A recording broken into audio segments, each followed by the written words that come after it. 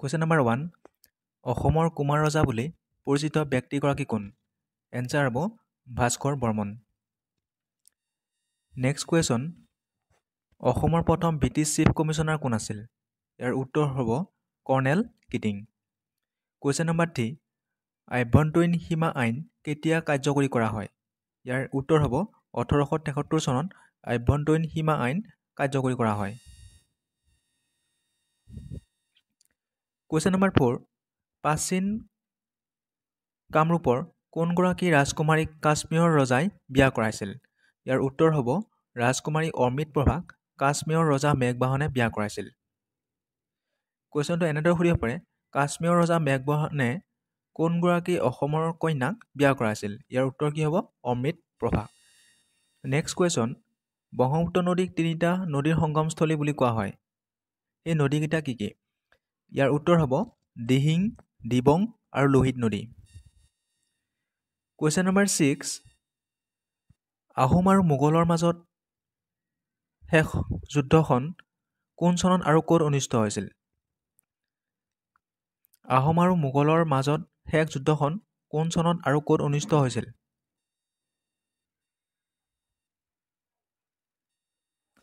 ইয়াৰ উত্তৰ হ'ব 1682 চনত। ক'ত হৈছিল? ইটাখুলি নামৰ ঠাইত হৈছিল। এইটো 81 হৈছে, এইটো 82 হ'ব লাগে। আহোম আৰু মোগলৰ শেষ যুদ্ধখন 1682 চনত হৈছিলে আৰু ইটাখুলি নামৰ ঠাইত হৈছিলে। নেক্সট কুৱেশ্যন নম্বৰ 7 গুৱাহাটী বিশ্ববিদ্যালয়খন কেতিয়া স্থাপিত হৈছিল? 1948 চনত গুৱাহাটী বিশ্ববিদ্যালয়খন স্থাপন কৰা হৈছিল। কুৱেশ্যন নম্বৰ 8 ইংৰাজে ভাৰতত প্ৰতিষ্ঠা কৰা প্ৰথম চাহ উদ্যোগ কোনটো? ইয়াৰ উত্তৰ হ'ব ইষ্ট ইণ্ডিয়া কোম্পানীৰ দ্বাৰা স্থাপিত চাবুৱা চাহ বাগিচা। কুৱেশ্যন নম্বৰ 9 অসম আক্ৰমণ কৰা প্ৰথমজন মোগল আক্ৰমণকাৰী কোন আছিল? ইয়াৰ উত্তৰ হ'ব মহম্মদ ইবন বখতিয়া হ'ল অসম আক্ৰমণ কৰা প্ৰথমজন মোগল আক্ৰমণকাৰী। কিমান চনত? 1206 চনত। কুৱেশ্যন নম্বৰ 10 কংগ্ৰেছৰ প্ৰথম সাধাৰণ সভা অসমৰ ক'ত আৰু কেতিয়া অনুষ্ঠিত হৈছিল? 1926 চনত গুৱাহাটীৰ পাণ্ডুত কংগ্ৰেছৰ প্ৰথম সাধাৰণ সভা অনুষ্ঠিত হৈছিল। কুৱেশ্যন নম্বৰ 11 অসম ছাত্ৰ সন্মিলনী কেতিয়া গঠন কৰা হৈছিল আৰু ইয়াৰ প্ৰথম সভাপতি কোন আছিল? 1916 চনত অসম ছাত্ৰ সন্মিলনী গঠন কৰা হৈছিল আৰু ইয়াৰ সভাপতি আছিল লক্ষ্মীনাথ বেজবৰুৱা। এইটো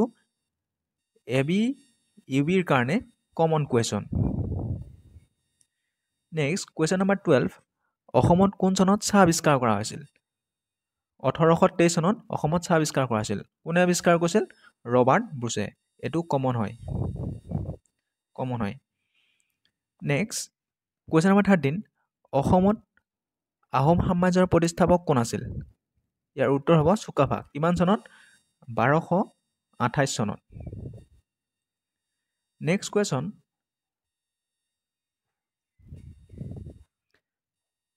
মুছলমানসকলে কোন চনত প্ৰথমবাৰ অসম আক্ৰমণ কৰিছিল? ইয়াৰ উত্তৰ হ'ব 1206 চনত মুছলমানসকলে প্ৰথম অসম আক্ৰমণ কৰিছিল। কুৱেশ্যন নম্বৰ 15 1979 চনৰ 10 ডিচেম্বৰত অসম আন্দোলনত মৃত্যুবৰণ কৰা প্ৰথমজন শ্বহীদ কোন আছিল? ইয়াৰ উত্তৰ হ'ব খৰ্গেশ্বৰ তালুকদাৰ। 1979 চনৰ 10 ডিচেম্বৰত অসম আন্দোলনত মৃত্যুবৰণ কৰিছিল। কুৱেশ্যন নম্বৰ 16 চুতীয়া সাম্ৰাজ্যৰ প্ৰতিষ্ঠাপক কোন আছিল? ইয়াৰ উত্তৰ হ'ব বীৰপাল চুতীয়া সাম্ৰাজ্যৰ প্ৰতিষ্ঠাপক আছিল। কুৱেশ্যন নম্বৰ 17 অসমৰ উচ্চ ন্যায়ালয় ক'ত অৱস্থিত? অসমৰ উচ্চ ন্যায়ালয় গুৱাহাটীত অৱস্থিত আৰু কিমান চনত স্থাপিত আছিলে? 1948 চনত স্থাপিত আছিলে। কুৱেশ্যন নম্বৰ 18 অসমৰ প্ৰথম মুখ্যমন্ত্ৰী কোন আছিল? ইয়াৰ উত্তৰ হ'ব গোপীনাথ বৰদলৈ। কুৱেশ্যন নম্বৰ 19 কেন্দ্ৰীয় মন্ত্ৰীসভাত মন্ত্ৰিত্ব লাভ কৰা প্ৰথম অসমীয়া মহিলাগৰাকী কোন? ইয়াৰ উত্তৰ হ'ব ৰেণুকা দেৱী বৰকটকী কেন্দ্ৰীয় মন্ত্ৰীসভাত মন্ত্ৰিত্ব লাভ কৰা প্ৰথমগৰাকী অসমীয়া মহিলা। কুৱেশ্যন নম্বৰ 20 আহোম সাম্ৰাজ্যৰ ৰাজধানী চৰাইদেউ কোন চনত স্থাপিত হৈছিল? ইয়াৰ উত্তৰ হ'ব 1253 চনত আহোম সাম্ৰাজ্যৰ ৰাজধানী চৰাইদেউত স্থাপন কৰা হৈছিল। কুৱেশ্যন নম্বৰ 21, অসমৰ প্ৰথম মহিলা মুখ্যমন্ত্ৰী কোন আছিল? ইয়াৰ উত্তৰ হ'ব সৈয়দা আনোৱাৰা তাইমুৰ অসমৰ প্ৰথম মহিলা মুখ্যমন্ত্ৰী আছিল। কুৱেশ্যন নম্বৰ 22, আহোম আৰু মোগলৰ শেষ ৰণ কোন চনত হৈছিল? ইয়াৰ উত্তৰ হ'ব 1682 চনত। কুৱেশ্যন নম্বৰ 23, অসমত ধ্বংসাত্মক ভূমিকম্পটো কোন চনত সংঘটিত হৈছিল? ইয়াৰ উত্তৰ হ'ব 1950 চনত অসমত ডাঙৰ ধ্বংসাত্মক ভূমিকম্পটো হৈছিল। কুৱেশ্যন নম্বৰ 24, অসহযোগ আন্দোলন অসমত কোন চনত আৰম্ভ হৈছিল? ইয়াৰ উত্তৰ হ'ব 1920 চনত। কুৱেশ্যন নম্বৰ 25, গুৱাহাটী উচ্চ ন্যায়ালয় কোন চনত স্থাপিত হৈছিল? ইয়াৰ উত্তৰ হ'ব 1948 চনত গুৱাহাটী উচ্চ ন্যায়ালয় স্থাপন কৰা হৈছিল। কুৱেশ্যন নম্বৰ 26, কোন চনত শৰাইঘাটৰ যুদ্ধ সংঘটিত হৈছিল? ইয়াৰ উত্তৰ হ'ব 1671 চনত শৰাইঘাটৰ যুদ্ধ সংঘটিত হৈছিল। কুৱেশ্যন নম্বৰ 27, অসমৰ প্ৰখ্যাত মন্দিৰ উমানন্দ কেতিয়া নিৰ্মাণ কৰা হৈছিল? ইয়াৰ উত্তৰ হ'ব 1694 চনত স্বৰ্গদেউ গদাধৰ সিংহই অসমৰ প্ৰখ্যাত উমানন্দ মন্দিৰ স্থাপন কৰিছিল। কুৱেশ্যন নম্বৰ 28, পৃথিৱীৰ আটাইতকৈ পুৰণি তেল শোধনাগাৰ ডিগবৈ তেল শোধনাগাৰ কেতিয়াৰ পৰা কাৰ্যক্ষম কৰা হয়? ইয়াৰ উত্তৰ হ'ব 1901 চনৰ পৰা।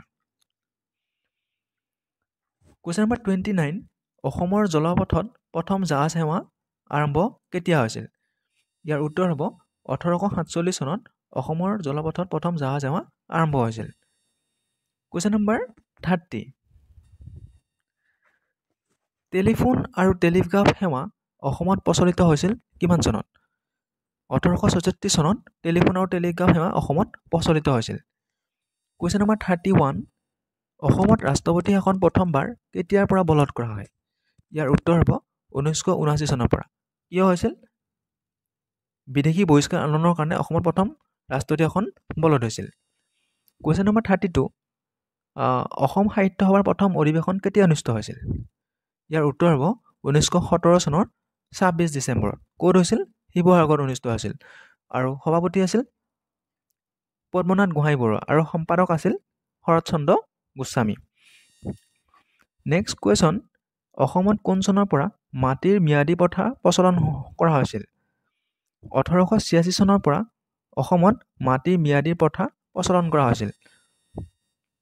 কুৱেশ্যন নম্বৰ 34, জয়দৌল জয়সাগৰ পুখুৰী আৰু ৰংমহল কোনজন আহোম স্বৰ্গদেৱে নিৰ্মাণ কৰিছিল? ইয়াৰ উত্তৰ হ'ব স্বৰ্গদেউ ৰুদ্ৰসিংহ। স্বৰ্গদেউ ৰুদ্ৰসিংহই জয়দৌল জয়সাগৰ পুখুৰী আৰু ৰংমহল আহোম স্বৰ্গদেৱে নিৰ্মাণ কৰিছিল। কুৱেশ্যন নম্বৰ 35, অসমত 600 বছৰো অধিক কাল ৰাজত্ব কৰা আহোমসকলৰ ৰাজধানী চহৰখনৰ নাম কি?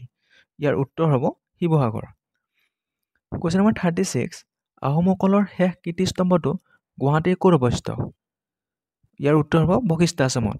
বশিষ্ঠ আশ্ৰমত আহোমসকলৰ শেষ কীৰ্তিস্তম্ভটো গুৱাহাটীত অৱস্থিত।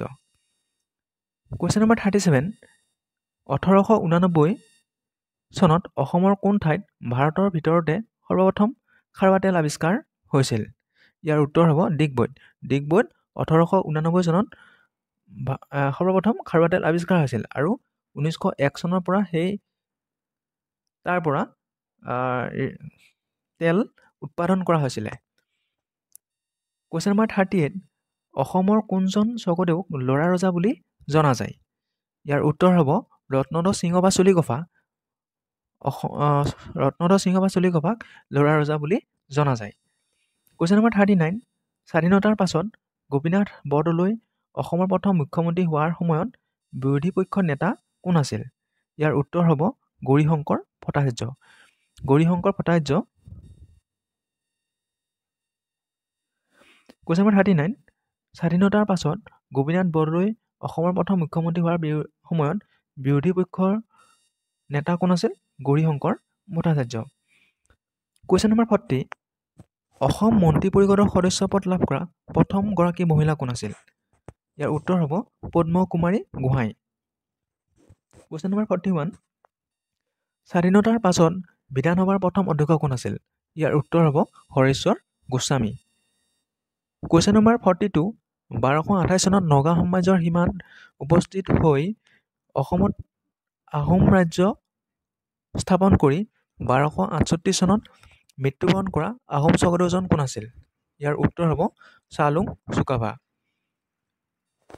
কুৱেশ্যন নম্বৰ 43, হিউৱেন চাং অসমলৈ অহাৰ সময়ত কামৰূপৰ ৰজা কোন আছিল? ইয়াৰ উত্তৰ হ'ব কুমাৰ ভাস্কৰ বৰ্মন। আৰু হিউৱেন চাং অসমলৈ কিমান চনত আহিছিল? 640 খ্ৰীষ্টাব্দত। কাৰ ৰাজসভালৈ আহিছিল? হৰ্ষবৰ্ধনৰ ৰাজসভালৈ।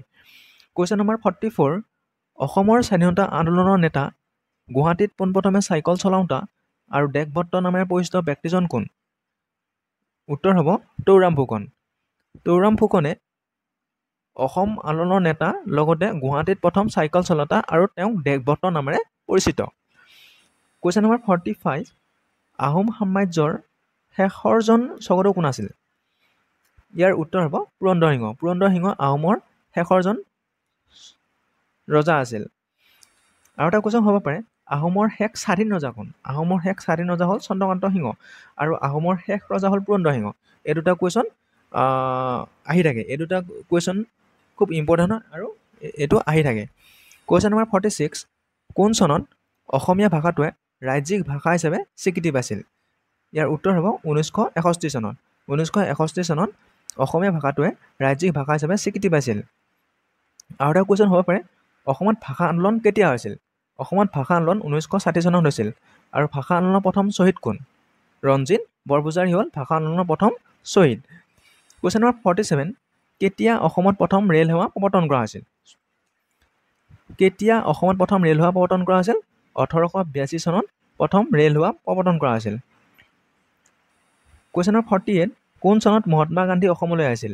ইয়াৰ উত্তৰ হ'ব 1921 চনত। তেওঁ ক'লৈ আহিছিলে? ধুবুৰীলৈ আহিছিলে। কুৱেশ্যন নম্বৰ 49, অসম বিধানসভাৰ প্ৰথম অধ্যক্ষ কোন আছিল? ইয়াৰ উত্তৰ হ'ব বাবু বসন্ত কুমাৰ দাস অসম বিধানসভাৰ প্ৰথমগৰাকী অধ্যক্ষ আছিলে। কুৱেশ্যন নম্বৰ 50, অসম এছ'চিয়েশ্যন কোন চনত গঠিত হৈছিল? ইয়াৰ উত্তৰ হ'ব 1903 চনত অসম এছ'চিয়েশ্যন গঠিত হৈছিল। Thank U.